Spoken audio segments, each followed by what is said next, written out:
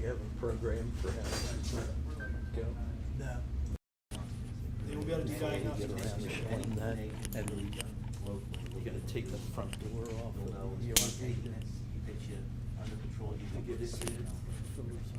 I don't make the decision what kind of access level you have, what Right. control level you have, that's not my call, but it would be my expectations that you guys have the highest authority, because you're good. So you'll be, if we control a pump, you'll know if a pump's in failure, if we have a CT, you'll know if it's running, the unit, you'll know if it's running. The weakness you have, is just, as an overview, is on some of the other buildings, where we're just, it has an older controller, we're looking at it, you may not have the same level of control, but you know what's wrong with it, you'll know if you have to go there or not. Yeah, that's something we can see after the finished product, because we're just we compare apples to apples. Right now, it's probably not the right, this is just for this, what these guys did here, but there's I mean, you'll get as much training as you need, and as comfort level as you need on the other stuff once we're done there. I seen you had some laptops laying around the buildings. I saw one at Skinell, I think you picked it up. I did pick it There's up, one yes. at Smyrna out in the room I saw. That's ancient. Well, we could actually, get you a cable, like this, and whether or not they have a 9-pin COM port on the back, or you have to go to get a USB adapter, and you just have to buy the software, and a lot of them, you just put it to a USB, that's the only ports it has on them laptops. I could, one day show you how to plug these in with that laptop right at any of our panels. Okay. So if you were trying to troubleshoot a unit or work on it, instead of trying to call somebody or running over to a desk back and forth, you could plug the laptop right in, command a dry stroke and a valve. Right. You were having a flow with well, I'm just explaining it, the officer, stroke a valve, let the water flow through, and say, okay, I got flow, I don't have flow, it must be a strainer, or the valve's moving, but I got no flow. You know what I mean, for troubleshooting coils or something like that, so you have to blow out the strainer. Right. Or, you gotta check a belt that you just put on and you wanna turn it on and off or lock it out. You could use this cable locally and I can show you today with my laptop what it would look like. And it's just like old fashioned stuff, like DOS commands almost, but the command points have uppercase letters where everything else is lowercase. And if you follow the uppercase, you can step through stuff. Yeah, but the thing about it. Well, I'm just saying you have that capability. Yeah. And then also like wherever you have access to a computer, but there's not gonna see computers in the mechanical rooms, it's doing their own driving. Right. When you can't hear a pump going on 1,000 times a second from a PC in another room. Gentlemen, can you use your laptops wireless to get the network here? Can you get the network? They can VPN, as long as they can pick up the internet, then they can VPN in. Could they, if they were sitting in this Yes. office here, could they get, so theoretically, Jack, if they can get the internet and get on their network here with the cable, they could be anywhere they want and look at the graphics Okay. in front end. So there's from a standpoint of usability, it can be today's a challenge for you, because we're gonna show you what we did here and how we installed equipment, how Jack works, but in a few weeks, you're gonna be able to see it on the front end and graphics and. I can use graphics and all that fancy crap to do startup, but I use the old fashioned way. And then I put the front end on to confirm and, validate, like right now I got it connected through like software, but I still use this old fashioned cable to do a lot of the startup. Yeah, but that's your job, But yeah, I'm just saying, it's a little more concise and clear, and you can unplug that panel and just look at that panel, and that's the only panel you're looking at. Whereas the other way, you have to know the building, you have to navigate through a bunch of screens and stuff. This is just one screen, couple options, nice and easy. I mean, Yeah, it's a little old fashioned, but. If you look at it, like before, we looked at the graphics and it showed the compressor on, it's calling for cooling, and we're having 83 degrees coming out of the vents. We know the compressor's not running. Okay. So we're just keeping this. Okay, all right. You know what I'm saying? That's fine. Show them the panel? Want to show them the panel? Sure. You guys want to come in here? Sure.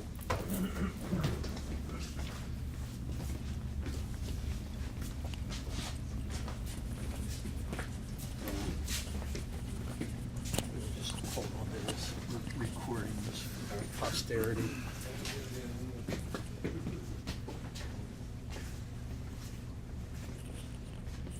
We just got through hooking it up to IT, can see it. They can at least ping it right now, so we're hoping that you guys will be able to see this here in the next day or two. Before you start, do you have a step-by-step instructions how to work this? What do you mean how to work it? Like what we're looking at? I mean, you're explaining. Right now you're at a home screen, so. Right, but do you have any instructions? Normally you're gonna see this screen here. Is there Once that manuals? times out, You have I'm a saying manual for manuals, this unit? instructions that we can. not on me, but there are, yeah. Yeah. I can get one emailed to you. Okay. The password for all these, we never change them. We never change the system_admin is the user ID, but the password is digital21.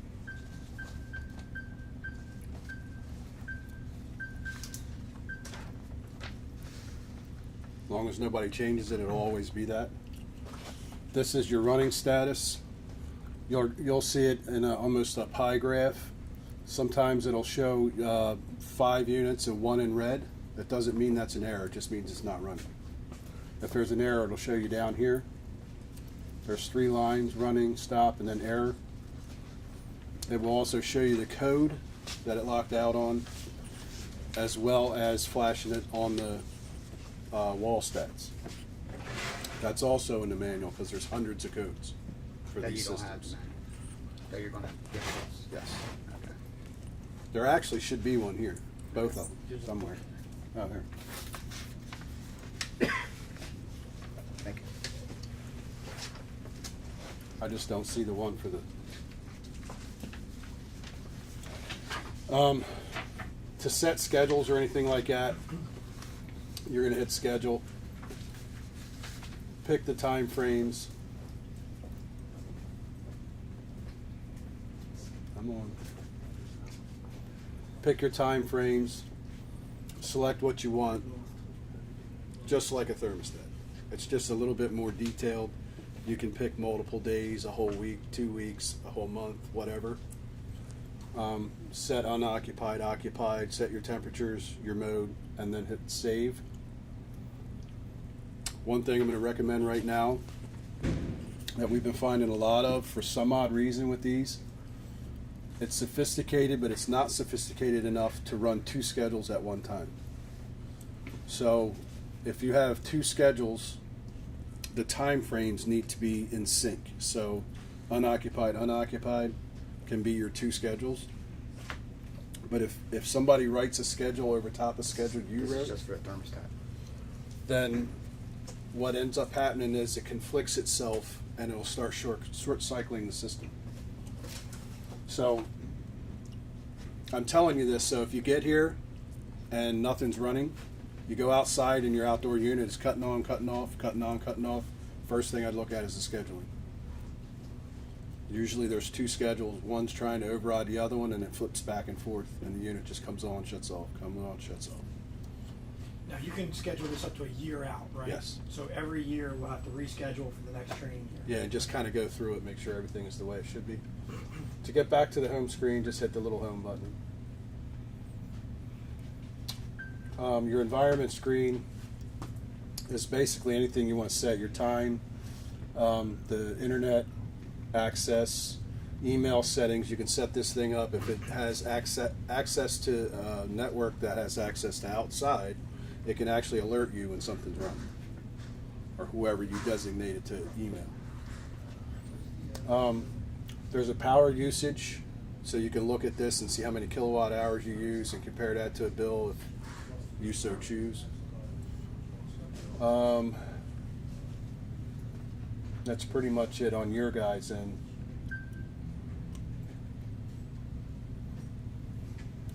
That would be your energy report right here.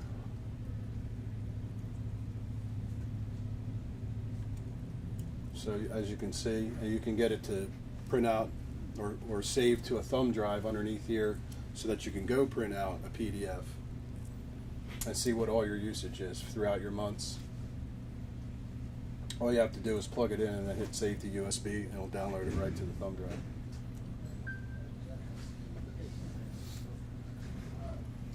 drive. Anytime you do have an error, you want to hit event log. That'll take you right to the alarm screen.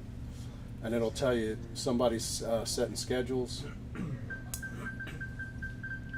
you set them for all the thermostats or just one? You have to do it one. You can do individual? all of them at once. You can lock them all out at once. You can lock one out at once. I'm going to show you that in a minute. So just to manipulate, let's say, you're going to go to a control monitor. It's going to bring up all your units here.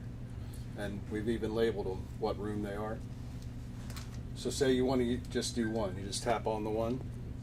That brings this screen up. If you want to lock that out, if people are messing with the wall stat in the room, what have you, you want to hit detail. You can lock them out right here. Partial lock, hard lock, fan lock, mode lock, and temp lock.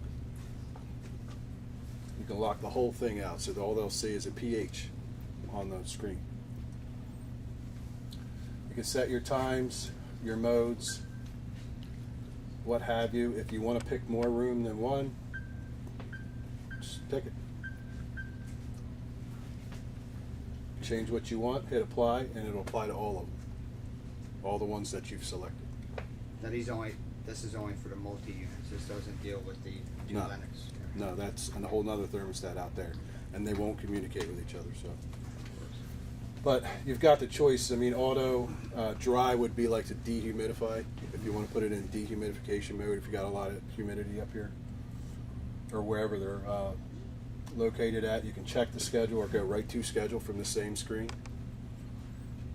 Your fan speeds, the little doors to swing, you can set that here, and then again just hit apply. Right now we're not going to do that, so it looks like they're already set. Again, that's the control monitor screen. Installing is more for us. It's when we're pulling in all the outdoor unit and all the indoor units into this. But if you're ever missing one, this is where I would look, because this is where they pull them in. You pull them in over here and then add them to your group. And this screen is where we name them. So that one outdoor unit has 6 indoor, and this is where you would name it. So if you guys ever want to change the names of those, what comes up on that screen that I just showed you, the monitor screen, this is where you would do it. So like that's outdoor unit, platoon room, mat storage, classrooms. You just click on it and change it, and then hit confirm.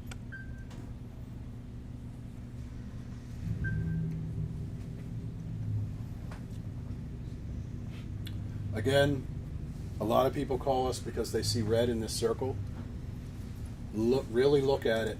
If it says error, you have an error. If there's just red in the circle, all that means is 1, 2, 3, however many units are not running. But what it'll show you is, in the red, it'll show you how many numbers of units that are not running, and then in the green will be how many units are running. And that's pretty much it.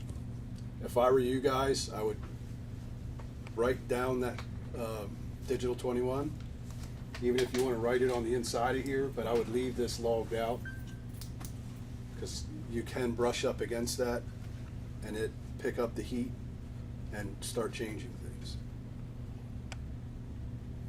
Any questions? Now, what somebody was saying about accessing it from remotely. This system, the program to access this is going to give you the exact same screen that you're seeing here on the laptop or any computer. It will not diagnose, except to say that it will give you a code. You look at the code points you in the right direction.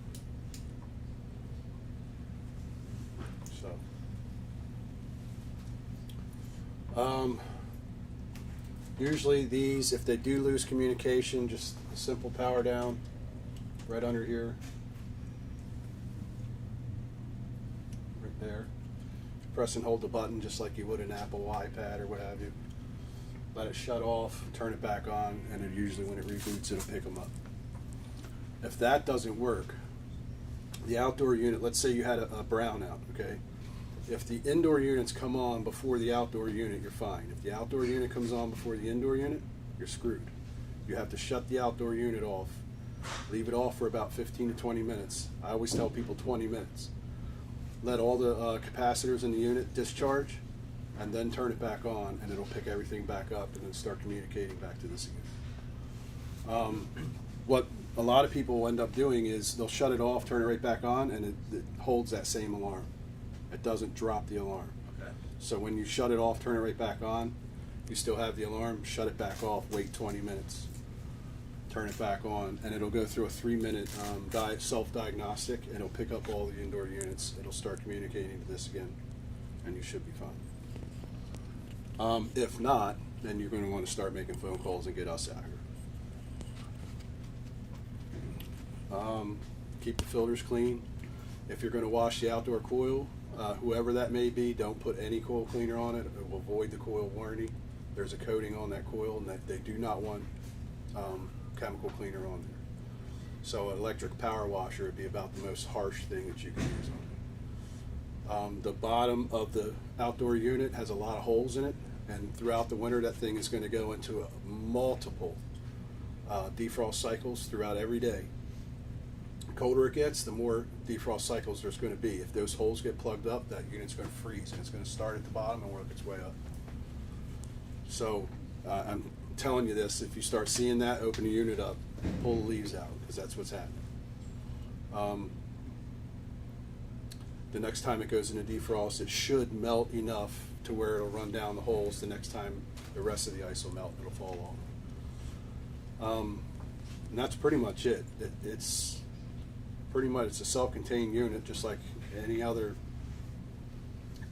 AC system. Just keep the filters clean, keep an eye on the outdoor unit, make sure you don't have any alarms, either here or on the wall stats. Do you have anything to do with it, with this system? That's totally separate. Okay. We'll go over that in a minute. Okay. Any more questions on this one? I have one question. The master, which one is the master? There isn't. There's no master unit? Nope. Okay. So, with that said, one's cooling, one's heating, no problems? Yep. Okay. If this is a true VRF, is it? Yeah. Yeah. VRF means variable refrigerant.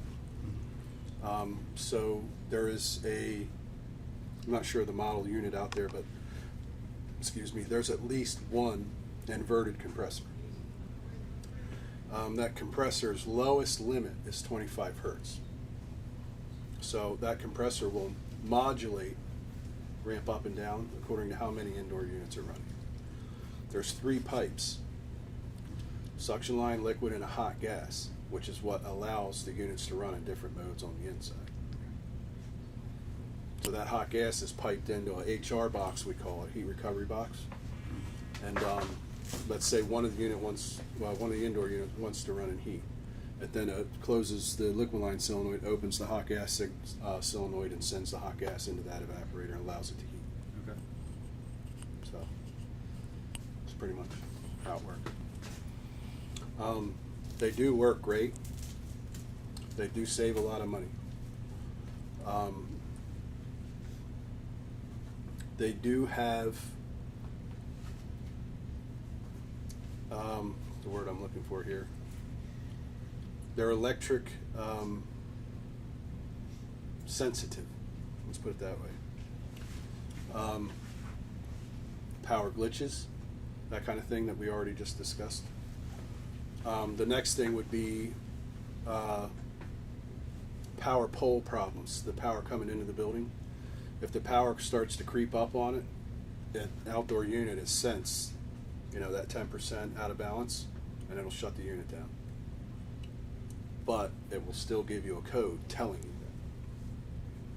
that. So if you have a suspected incoming voltage problem, check the incoming voltage. If it's higher than 10%, at 460 is 506. So if you have more than 506 volts coming in, you got a problem, and you got to get an electric company out here to fix it. If it's lower than that, then call us. There's something wrong. I have a question, Mark. Is there a permanent generator out here? There is Okay. on this building. Have And with an Has automatic anybody transfer- been here when they transfer over, run their generator and change it over to power to see if there's going to be an issue? We if have- there's a little we have them in glitch in buildings it. with generators all the time, all over the place. It Okay. must exercise every week, doesn't it? Yeah, but just because the generator exercises doesn't mean that they put a load on it. Yeah, they don't do it on their load. Yeah, they don't do it Right. under load, like Bethany Beach does it under load. Over at the Biden Center, when we went in on Monday off and put it under a load. If this hasn't been done on a load, I think that's one test that should be done, to see if there's a delay in the generator coming on and the power kicking on, if it's gonna kick this off or something. What it'll end up doing, again, it'll act like a brownout. The unit will shut down, and will go through its 3-minute self-diagnostic. If the indoor units are not on before it's done that diagnostic, or as it's doing that diagnostic, I should say, it'll go into a communication order. But we haven't seen it yet. As long as the generator comes back on straight to the building, it's acted as if you shut the disconnect off and turned it back on. Yeah, I don't know how quick of a turnaround this one is. I know It's up the 10 Biden, seconds. I know up the Biden Center, it's like that. I mean, when we did it, you didn't even notice it. We Yeah. changed over generator power. But you got solar and battery backup too, don't you? At Biden? That didn't even come into play. We No, literally, there's they no DP'd solar. it. The solar panel has nothing Yeah. to do with the, yeah, there's no battery system. Yeah, DP&L came in and changed out a transformer over there one day. We all went in on a Monday I off. was The there. general was in there. It kicked over. You never even saw a blip in the lights or anything. I was there. Remember, it was melting the contactors in that water source. Yeah, but when we changed, I don't know if you were there when DP&L did the Yeah. thing or whatever, but when it changed over, you never even had a glitch in the system. This one here, I don't know if there is going to be a delay before it kicks on or anything like that. And I was That is just, a good question. I was just It is a good wondering, question. is it going to kick these out and these aren't going to come back Like, on? And then they should reset themselves in sequence. If they don't, then it's because the power fluctuated when it came on. All right. You know what I mean? Yeah, I understand. Or one leg, because the outdoor unit should be a 3-phase, and all the indoor units are single phase. I almost said 2-phase. And the indoor units came on, but the outdoor unit glitched because that third leg hadn't kicked in yet. Something like that. Yes, then it would be a problem. Yes. Alright. But yes, that's definitely good to test and see, what's going to happen when you do it. Because you definitely don't want to end up in a storm, the thing kick out, and have to come out here every single time. You know what I mean? Mm-hmm. Yeah, that would annoy me too. Any more questions on this one? So, Sergeant Speaks, are you tracking that we may have, as of right now, we don't know, but we may have an issue with this system resetting when we switch over to emergency power? Okay, move on to this one. These are your standard furnaces. The AC is a little bit more in depth. What they did here was they paired a dehumidification coil on top of the air conditioner. There is a 3-way valve inside the coil up here. So when that thermostat senses that it needs to dehumidify the incoming air, it sends everything through here and here at the same time, achieving a much colder coil, reheating it here. So basically we're taking the liquid, running it through here to give it a little bit, say 10 degrees, back up because we're dropping this colder. The furnace is a standard 90% furnace. It's going to condensate. Condensates are right there. These I tweaked to the incoming air. The balancer had a hard time, but we ended up getting it. Basically, both these units, the other energy recovery units in the storage closet or whatever that is on the other side of the wall there. But that's taking all the air out of your bathrooms and so on, exhausting it out of the building, taking the energy from that air, putting it into the incoming air it's bringing in, and then running them through here and into the space. That was the need for the dehumidifier.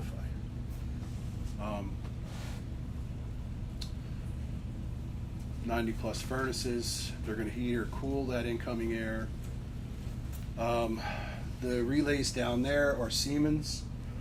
They are set up that way so that the end dampers with the end switches up there have to be all the way open before these kick in. But if I remember correctly, I think the fan in that kicks on as the damper is opening, and then once that hits the end switch, this kicks in.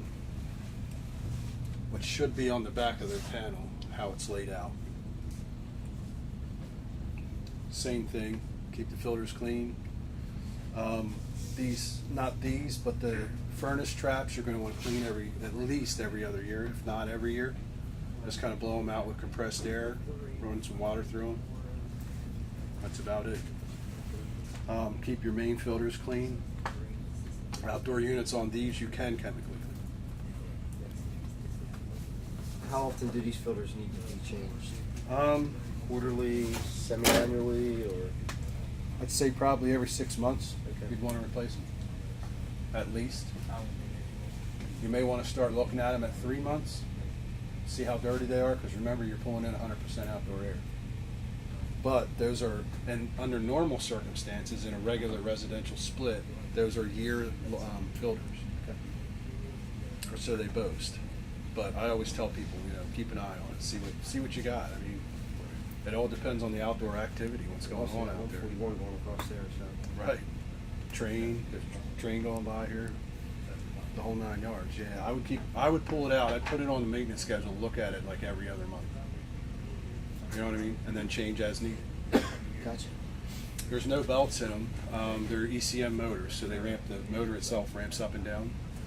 The boards in these flash codes, so unless it says like an E something, which is an error, it'll tell you like C for cool, H for heat, and A for air. So it's telling you what air speed that it's trying to reach through amp draw and speed setting. There is no pressure sensors in there to tell you accurately how much air it's moving. Now, is there a manual for these? When an error code comes up, these guys can look at the manual and say, It okay, should be on here's the back of the panel. Okay. Okay. It won't, like the air and all that's in the manual, but the error codes are on the back. That's pretty much it with these. Any questions? Where's the vendor for Linux?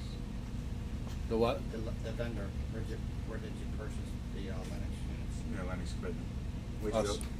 They're Yeah, I from understand that. Energy Transfer. I understand, but you're not, where did you purchase them? Where did we purchase them from? Yeah. Linux. You want to We're write that down? we're direct factory reps Okay. for both them, LG, Evapco, Addison, Four Seasons, Seasons 4, and I think like 5 or 6 other manufacturers. So we can't purchase any equipment from Linux. I don't know if you can or not, to be honest with you, but I know through warranty you have to go through us because we're Yeah, there's a 2-year warranty on all this equipment. Okay. so Through Energy Transfer. under warranty. Yeah, you would have to come through us. Other than that, I'm not sure. I don't know if you would just place the order through us or So what? basically, for 2 years, these guys are responsible for filters? Filters, yeah. At what point do they call you? When they have an error that they can't reset. Let's say a condensate problem. If you have a condensate problem, that's kind of par for the course.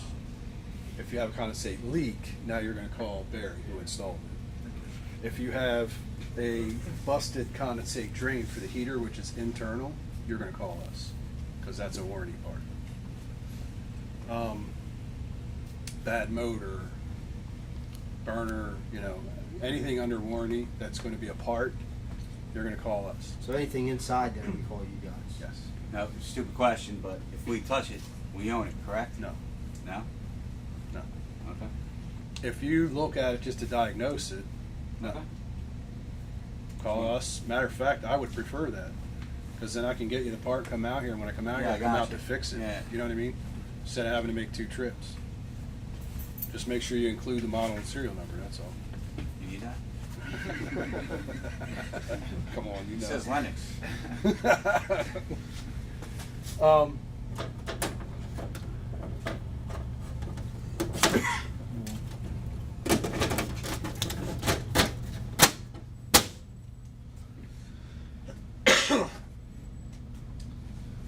Keep up with the filters.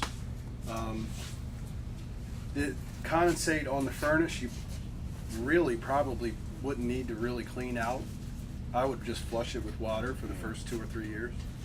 After that, I would really blow it out with something, you know, gallo gun or some nitrogen or something.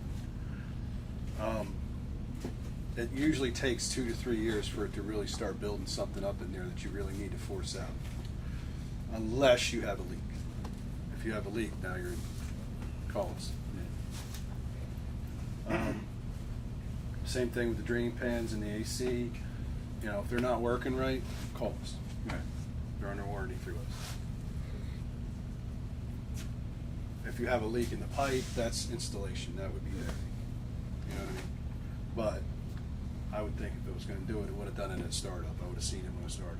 So anything install, call Barry, anything breaking after that, you call us, Correct. call you guys. Correct. What's Even if you're having a Barry- what's control Barry's problem, warranty? How long is their warranty? 2 On their years. installation? Yeah. Barry's is 2 years old also? Okay. even if you're having a control problem, call us. Yeah. If we can't figure it out, we'll get them involved. Or if you know for a fact it's a control problem, call them first. But if it's just a relay, I can go ahead and replace the relay. That ain't no big deal. So I do, Those units have it's not a heat recovery wheel, it's a cartridge. Okay. You're gonna wanna take that out and wash it once a year. Soap and water. They have filters in them too, don't they? I'm not positive. Yeah, you're gonna wanna check the filters in them. And I would check them more often in these. Cause Yeah. that's your first line right there. Yeah, these things are basically the same. This one is pulling the air out of the restrooms. All the air just gets exhausted. The air, after it goes through the heat exchanger, comes through this way, goes through the unit and back out to, that unit does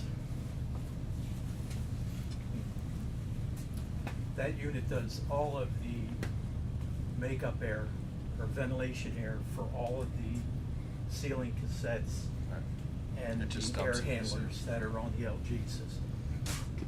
So this one's doing the 2 restrooms, exhausting, and but that air gets fed back into all of the LG stuff.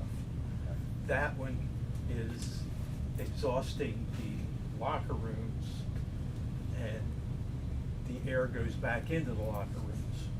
So Okay. this one, all the air goes into the LG's air handlers. It just And- dumps into the ceiling. Yeah.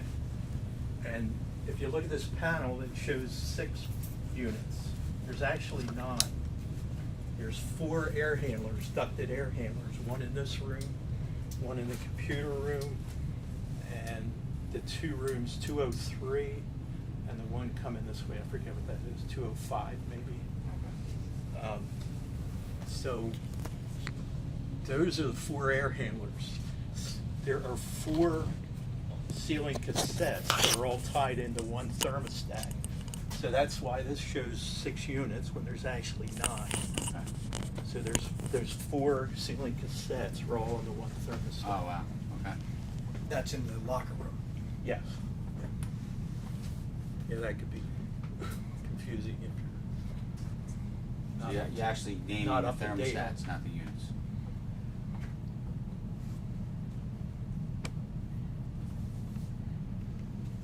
So I guess the thermostats, would they be doing anything? I mean, they can control all the thermostats from this panel, right? No. All the individual, no? Oh, not for that, not for the LG. Only the LG. Right. Yeah. For as far as Siemens is concerned, we're like a time clock. So, for example, the one on the right, you can see all the relays are out. The one on the left, all the relays are lit. So, all the relays are on. Basically, we enable and disable actions of the unit itself. So, the top relay is the fan enable. The next relay down 2 is heating, and the third one down is cooling. So if you had a problem with it, you could disable it through our system if you didn't want the compressors to come on, or vice versa for heat. You can leave it locked out and the fan would just blow. So as it works, this one's on a time clock, runs, of according to whatever schedule you guys set up. Right now, I just have a temporary schedule in there for weekdays and weekends, and but that can be changed from our front end once we're online through a scheduling component. So this one runs pretty much, should be running during the day while you are all here. And what it does is, my synopsis is, you take outside air and you condition it, and you feed, whether it's a chilled beam or a fan coil unit or other device. That's what we're doing, providing conditioned outside air to other equipment. All right, so what it is Siemens will enable the thermostats, and once I get a fan status from this, that this blower wants to start, I energize the energy recovery unit associated to said Lennox unit. Okay, because that can't come on first because it will turn this fan backwards, and this fan can't overcome that one. All right, now this fan, as he mentioned, is going to vary in speed, where that fan is a constant volume fan. So you may hear a little pressurization in these compartments once in a while. That doesn't mean it's not working properly or your filters are dirty. It just means this fan may slow down, and that's pushing against it. What's the RPM on that fan? I don't know. I'd have to pull mechanical cut sheets out and look. I don't have that with me right now. He tweaked it with a new belt and pulley to try to get it down as low as he could. That would be in the balancer's report. He was here after. Now these units have isolation dampers on the unit that have end switches, and once I turn it on, the dampers have to open before it will energize the fans. It has two fans in there, a return fan and supply fan. We have sensors on the outside air, the exhaust air and supply air, and we have a free stat on the discharge of these units. Or what's the discharge set at? This is just whatever it transfers. I'm talking about the free stat. What's that set at? Is that set at 40 degrees? 38 probably. So our let me standard. get this straight. This starts up automatically. This turns on first. That turns on first. Yeah. Then the energy recover follows and So tracks that- it. So that the igniter lights up before that kicks in, or is it just a blower? Just the blower. So you have a per cycle for how long on Lennox? Do you know? It depends on the thermostat. Well, it's okay. So if you have, okay, like if you have a 45-second per cycle, how long does that kick in before? That's almost, what, 5-10 seconds or something? Yeah, as soon as I sense that fan going, that turns on instantaneously. And that's pulling outside. And then it's just a matter of the dampers opening. So it could be like a 30-second delay, and then that fan. I'm saying worst case scenario, if it's below zero out, before that igniter kicks in, Yeah. that free stat's going Would to a kick free out. stat kick out? Well, if it's zero out and these units have, that's the only thing with an energy recovery unit, they're kind of made to run 24/7. Yeah. So it's, you know what I mean? So you're always transferring the air. But, you know, if the space and return air is warmer, we're going to mix it. So if you had 70 coming back and 30 outside, you're hoping to get like 50 Right. degree air, which should be above the unit. Yeah. You know what I mean? So that's going to be a gray area. But you can always change the schedule if you don't want these to shut down. Right. In the wintertime, you could change the schedule for any reason if you did have an issue. Or if you knew a really cold spell was coming through or a blizzard's coming through and you don't want this building to go down, you can always leave them in occupied 24/7 just through clicking a point on our If graphic. If that free stat goes off, It's going to the shut the furnace whole. ain't gonna run. They're auto resets, and once it resets, it will come back on. Oh, it's free stats. Yeah, so you don't have to press a button to, you know, you don't have to run over here and do it. But I'm not saying it's not going to cycle. Right. You know, if the heat's not working, it's going to go on, go off, go on, go off. yeah.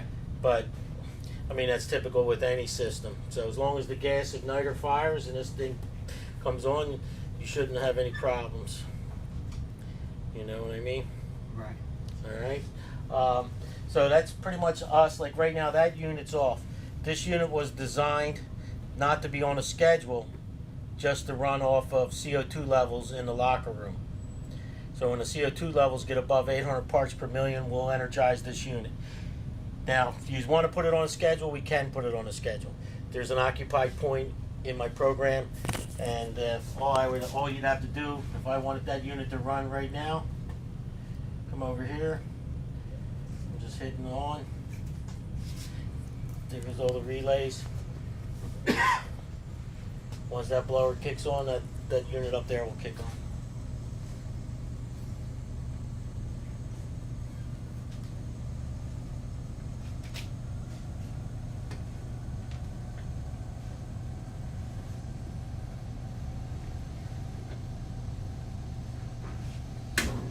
There it goes. That quick. So now if you wanted that to run all the time, like you could just leave these, and we call them operator. It's like putting it in something in hand, you know, through our graphics and interface, and they'll stay on 24 hours a day until you release it. If you have it in a priority, it's backnet, so you have numeric priorities, like priority 8 is what we use for like hand or operator. The lower the priority is, the, you know, takes precedence over the other priorities. So 16 would be a lower priority, which we use for code, and then we use 8 for commanding stuff, and so forth and so on. So you'll see different priority levels, you know, through our system in BACnet. The thermostats that control these are out in the space.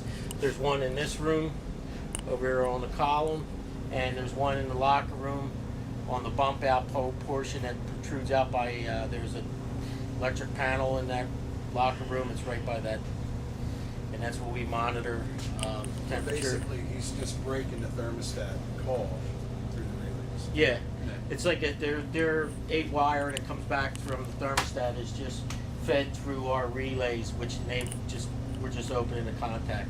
If you ever had a reason where my relay blew out and you couldn't get it to light, or, I mean, I'm not telling you to jump stuff out, because, you know, once you do it, it's going to start snowballing on you. breaking a relay, which is breaking the device. Yes. I mean, you should be able to turn it on through our system before you have to do anything here. Yeah, I got you. You know, them ribs are pretty much instructable. Ribs are pretty good, though. Yeah, I mean, unless you put the standard one outside, that's the only time I ever see problems where they don't use the right one for the right device. But that's pretty much it with that. You know, you have a starter up there. We have a relay on that. 2 little motors. There's flow arrows on everything. The free stats are automatically reset.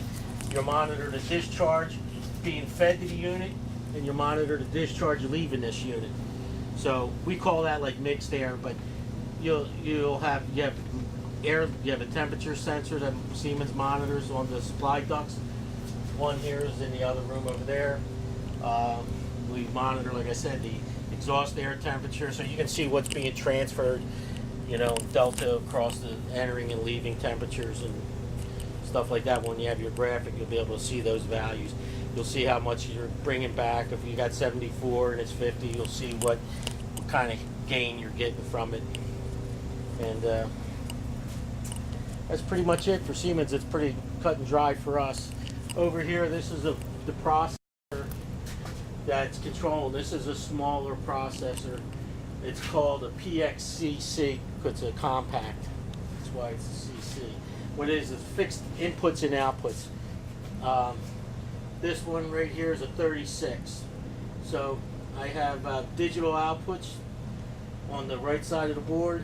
The left side of the board are analog inputs and analog outputs on the lower end of the board, and we have digital inputs, and we have 24-volt power supply. We can send the devices if need be for types of devices we try to control.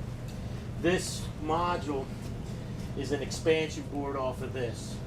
This is a power supply and 2 modules. I don't even think we're using this module. It's a spare. Nothing's even on it. They changed the design in flight, and so it's actually a spare module. The panel downstairs has this.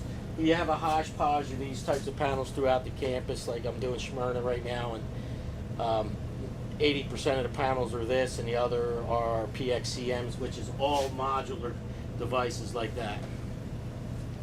Okay, so this has an instant number, and then, you know, the device numbers go down. We look at the device numbers by the number here. It says like DO29. So if I show you on my graphic here, I could drop a point in my point editor, and for the energy recovery fan start stop, for ERV1 start stop is 29. So that tells me the address on the screen. So you could, if you know, come over and make sure if that's lit, then it should be on if it's on there. Yeah. All right. You know, these other boards that we're putting in, and then the others, they have HOAs. If you put something in hand, and I have a point for it, you would see it will have a little asterisk on either side of the point, where it says on, off, or the value.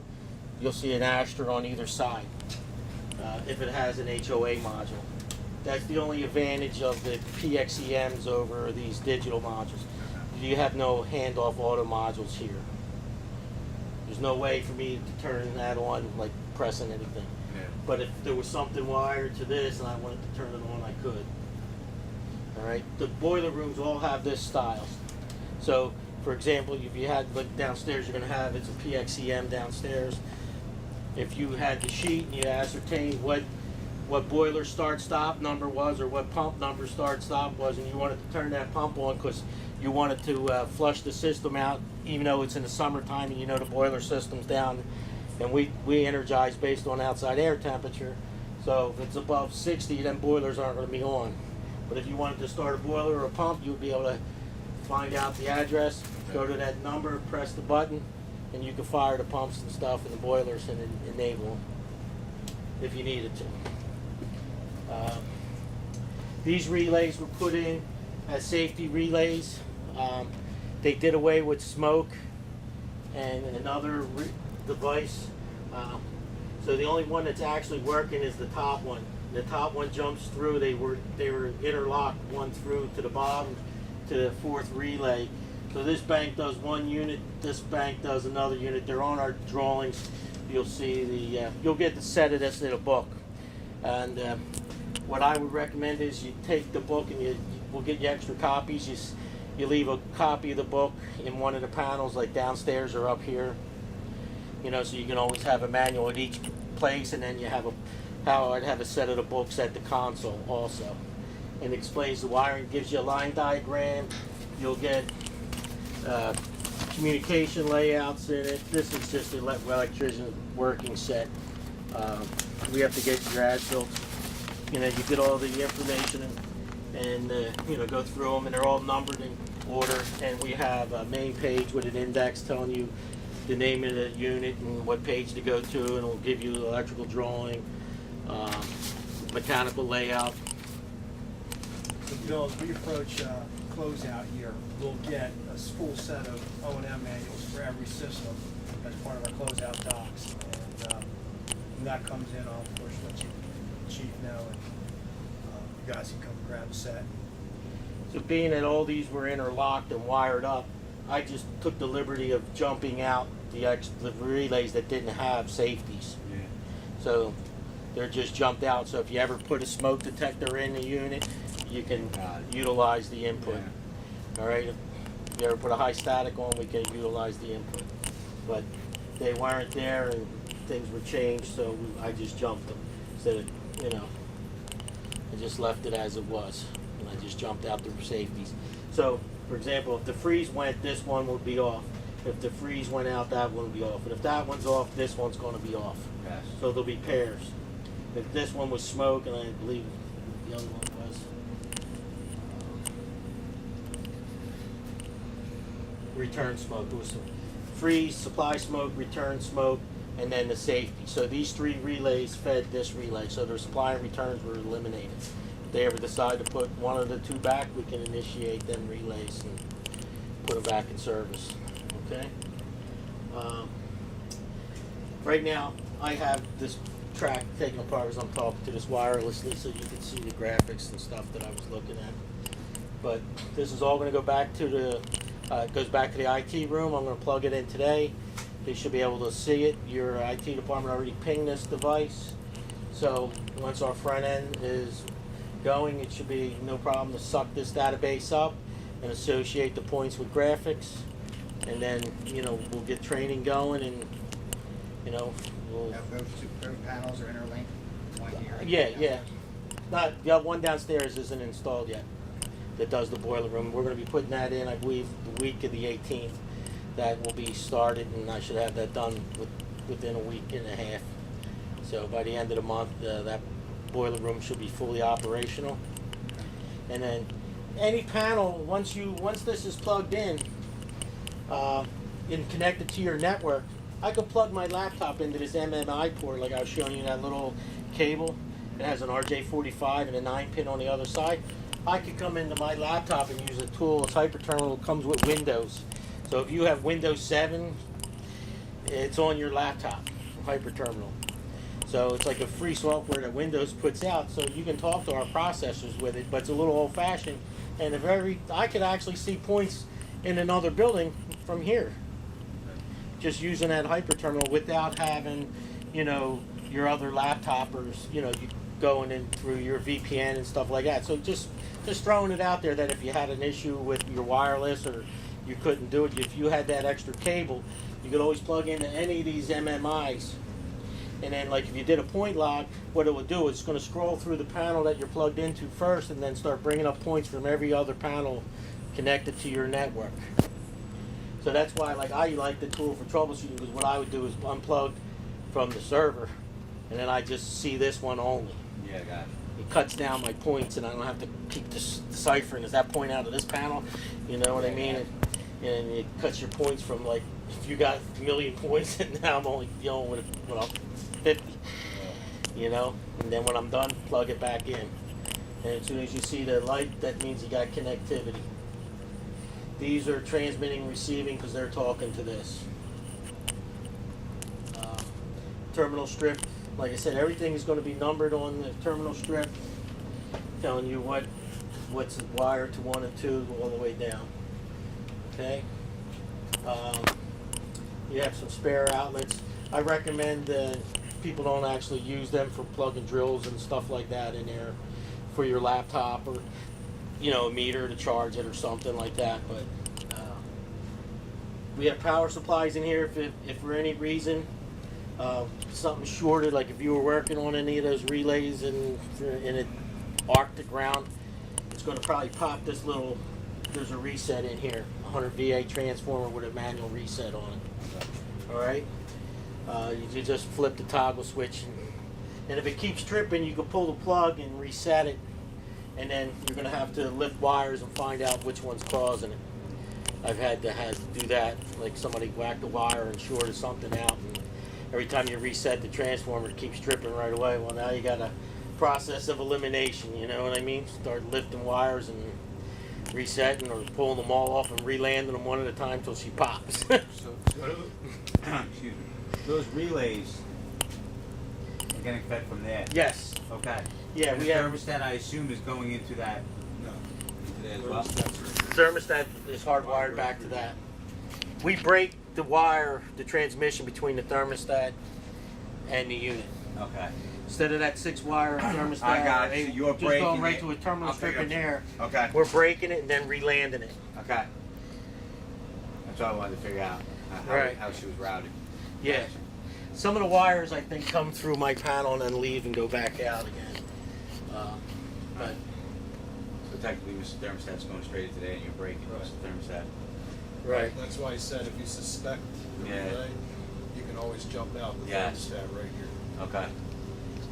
And when I come back out to do the boiler room, there's like 6 terminal controllers, that little boards we're going to be putting in. They're in the hallways outside the bathrooms that are doing heating panels for the bathrooms and there's a temperature sensor going to be in each bathroom. You can also, you know, I could give you the software for that. It's not proprietary. And if you, like I said, if you had a laptop, that's good to have, because I give you this software. It's called CIS. You can plug it right to the thermostat and troubleshoot that device right there in that room. If you want to double check that valve, see why it's not opening or closing or stuff like that. And if I don't know what we're doing in some of the other buildings, but it also interfaces with all our boards, our little boards. that do like VAV boxes, heat pumps.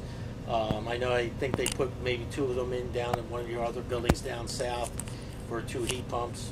You know, you could plug right in with your laptops. So if you have one good laptop, you know, I don't mind giving you a hand setting some of the software up on there and showing you a little demonstration on how to utilize it. And then it's just a good little tool instead of trying to use the front end all the time.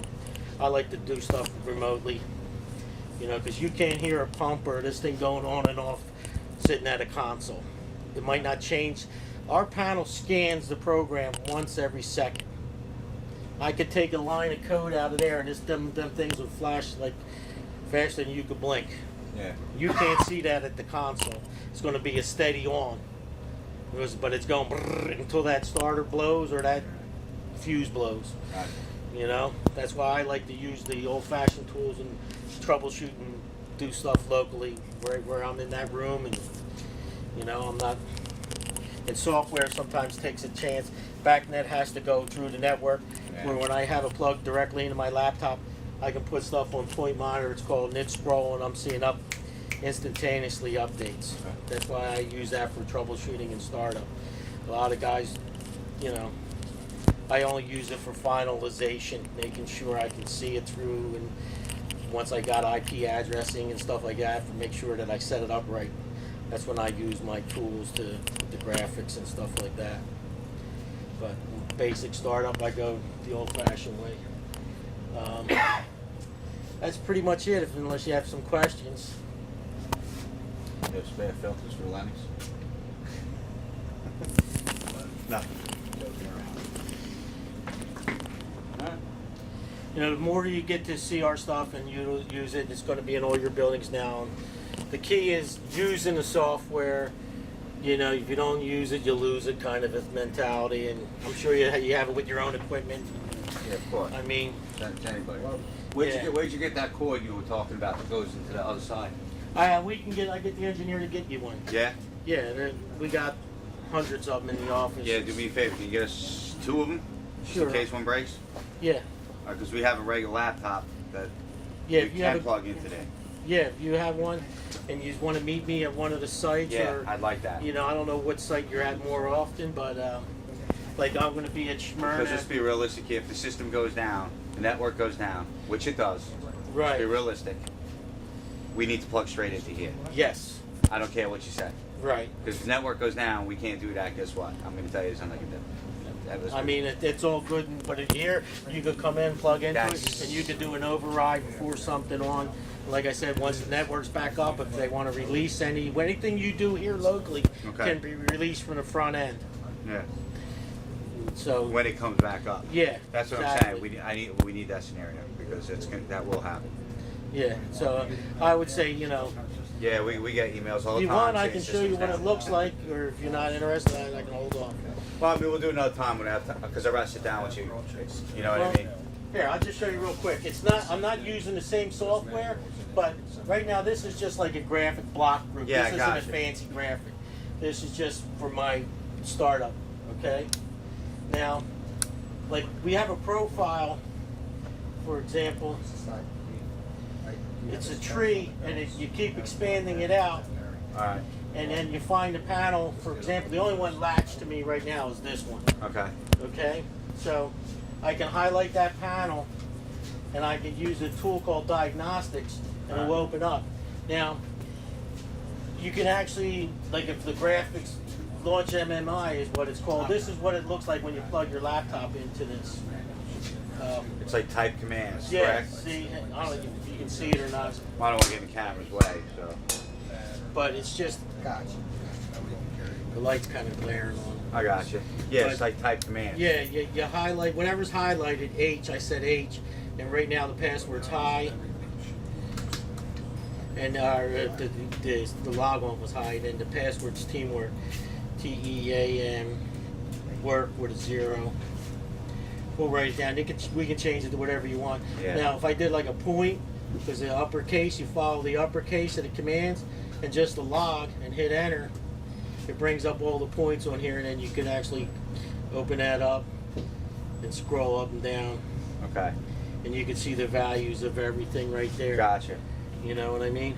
And the hyper terminal is actually a little more friendly because you can copy and paste. Okay. You know, Well, I would like- this I can't copy and paste because I'm telnetting through the network to this. So, It's called. I'll get your number with you set up, but not next Yeah. week, the week after, if that's good with you. Yeah, it's advantageous to have that cable and at least Yes. learn how to plug into these locally. Yes. That's, You know. I want to sit down with you and do that. So you can just like type in, because you have to type this exactly the way it's typed there to turn or trigger something. Dick, I'm gonna have to take So- notes with you. Yeah, so I that's know. why I like Hyperterminal. I can copy it and then paste it. I don't have to worry about typing. Okay. I copy the whole thing, cut, paste, boom, ba boom, and I don't have to worry. Like especially the characters. When I first started, our characters were only 6 characters. Now you can have like 18 characters, Okay. and they have to be exactly the same, or you're not going to. Because this is my weakness right here, so I want to sit down with you in like 2 weeks if that's what they Right, you can see the values. We got 455 parts per million, Okay. 73 degrees, you know, yada, yada, yada. Especially if you're trying to calibrate a device. And what you can also do with this, I just say, point, monitor, start. Do I have anything in here? All right, so I don't have any points in there, but you can put things in point monitor, it's called, and it scrolls. You can put up to 14 points in there, and it'll just keep scrolling around Okay. and updating instantly. So Alright. if you ever wanted to watch something, Yeah, I got you. you know, temperature of something or Yeah. whatever, and Something changed. I got you. you know, it's good troubleshooting locally. Okay. All right, but that's Telnet, but it's pretty much the same, but we call Hyper Terminal. Yeah, we need. Yeah, I need to hook up with you in like 2 weeks. And Figure that out. Close that out. Close that out. Let me show you here. This we'll give you a copy of the spreadsheet. Will be in the book, but this gives you all the names of the devices and the instant numbers and their IP addresses. Okay. You know. All right. We'll give you a copy of that spreadsheet. Close this out. Hyper Terminal looks like this. Let me open mine up, even though I'm not connected. And we can put that on our regular You computer. put this is a Windows function. Yeah, because we're gonna put that on the computer that we have a computer that we can do that with. And it's just a window like that. All right. And you can see here, I can probably scroll up, you can see, and it will hold a buffer in there. That's what I was looking at yesterday. That's a program on Okay. one of your panels. And then I was running logs. But see, with Hyper Terminal, you can highlight Okay. and edit and copy. I got you. You know what I mean? And paste Yeah. stuff in. All right. Get in trouble. I've made mistakes and pasted and seen all these command prompts start Yeah. going. But just hold tight, she'll Okay. hang. That's like, see, to me, that's like equivalent of putting the meter into the unit instead of Yeah. going through that crap. Yeah, I like using that tool, you know. Because I'm sorry that it fails. And Any other questions or we're gonna have to go anything? home. Who cares? Like I said, I'll get your number. I want to meet up to you in 2 weeks if that's feasible. Get like an hour. Yeah, 2 weeks. yeah, I'll give you a card with my phone number when I step out of here. That's it. You have to plug in and out because they're paying a I buck don't to try care. to squeeze them in, you know? Whatever. It's one thing to do is just do every time. I'm like, don't touch it, nobody. That's the problem right there, that white wire. And whoever's on the other end of that. For example, I went to Harris on a service call once. Okay. And the guy says, your unit ain't working. And I looked, and I'm looking at the graphics. One guy came in, he commanded the mixed Yes. air dampers. Yes. Another guy commanded this other valve. And Called then user I errors. released all the stuff and it started controlling. I'm like, what's the problem here? You know, you can't override this and then override that. Oh, I know. You can't have the mixed air temperature higher than your supply air. You know, you gotta have things proportional. And what I do in most of your programs is if I'm controlling mixed air, Yeah. it's 2 degrees less than your supply. Okay. Because I figure I'm going to pick up a degree, 2 degrees off your fan mode. Come with each can. You know, I don't know if you're picking them up or want to take one and get them on your key rings, want and to keep it as sharp? you start going around and get a collection, or Well, no. because Keep it key box. You want it. you know, you can just hang them up on top. I think they should just stay here. All right. Sounds The good. minute you take it I don't out look- of the box, somebody gets in a key box and, oh, there's a key for something, and then it's gone. I'm just not a fan of leaving them in the door because they get busted. No, up top's fine. You know, put them on top or you hang them on one of the bolts right there. Sergeant Speed. I want to give you a heads up when you start playing with that boiler downstairs. A while back, 2 years ago. Oh, this problem was problem before. So I came in, and I shut some valves down manually, because what was happening was, all the hot water kept recirculating through the boiler and not going through the building. Oh, Of okay. course, going on high temperature, and it kept going out. Alright. So, of course, the one guy in particular said, no, this is an anti-shock loop. So I had to prove to him that that wasn't the case. So he goes, oh, you're absolutely right. So if you notice now, on a boiler, when you start playing with it, the lowest setting, you can't go 0%, it goes 40. Okay. There's a reason why. Because it kept going off on high limit, and kept going off, and I came back here until I shut off the valves manually. And then he finally agreed with me. He called his guy and said, oh yeah, you're right, it's not an anti-shock loop, it goes to the building. I said, I know, because as soon as I shut it off, it went to the building. I said, so I know. I said, so he's like, all right, so when you start playing with it, do me a favor, don't let him isolate to 0%. Because Okay. my big boy boiler downstairs is gonna go off on high limit every single time, I guarantee it. Okay. And then you'll be coming back, not being a ball buster, but you'll be coming back going, oh shit, I gotta. So 40%. Well, he did 40, if you go 30, I don't care, as long as we have some hot water escaping out of that. You know what I mean? Yes,